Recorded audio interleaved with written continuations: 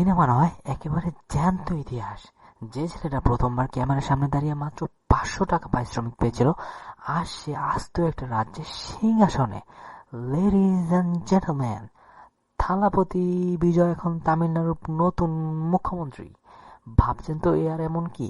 তাহলে শুনুন, বিজয় তার শেষ সিনেমা জয়নায়গান এর জন্য নিয়েছিলেন 220 কোটি টাকা। অর্থাৎ ক্যারিয়ারে তার আয় বেড়েছে 4,40,00,000%। কিন্তু এই সুপারস্টার পজিশন ছেড়ে তিনি কেন নামলেন রাজনীতির কায়দায়? কারণ তিনি শুধু সিনেমার স্ক্রিপ্টে নয়, মানুষের ভাগ্যের হিরো হইতে চেয়েছিলেন। কিন্তু লড়াইটা মোটেও সিনেমার মতো সহজ ছিল না। নির্বাচনের রেজাল্ট বেরোতেই শুরু হলো চরম থ্রিলার। ম্যাজিক ফিগার 118, কিন্তু বিজয়ের ঝুলিতে 108। 4 দিন ধরে চলল রুদ্ধশ্বাস নাটক। 3 বার রাজ্যপাল ফিরিয়ে দিলেন তাকে। শেষে কংগ্রেস আর বামপন্থীদের সাথে নিয়ে 120 জন বিধায়কের মাস্টার প্ল্যান নিয়ে রাজভবনে এন্ট্রি নিলেন বিজয়, ঠিক যেন সিনেমার ক্লাইম্যাক্স।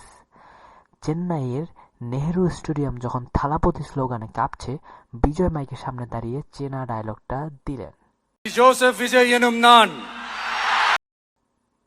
অর্থাৎ, আমার হৃদয়ে যারা বাস করো। 60 বছর ধরে তামিলনাড়ুতে চলা দ্রাবিড় রাজনীতির রাজত্ব ভেঙে চুরমার করে দিয়ে বিজয় এখন নতুন সূর্যোদয়। আর চেয়ারে বসেই প্রথম শটেই ছক্কা।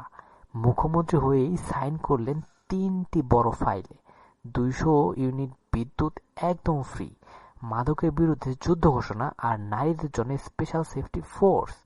বিজয় বুঝিয়ে দিলেন তিনি শুধু সিনেমার হিরোই নন, তিনি রিয়েল লাইফেরও নায়ক। সিনেমার পর্দা থেকে সিংহাসন, বিজয়ের এই জার্নি আপনার কেমন লাগলো কমেন্টে জানাবেন। আর এমন সব ধামাকা খবরের জন্য সাবস্ক্রাইব করতে ভুলবেন না। দেখা হচ্ছে পরের ভিডিওতে। Piece out.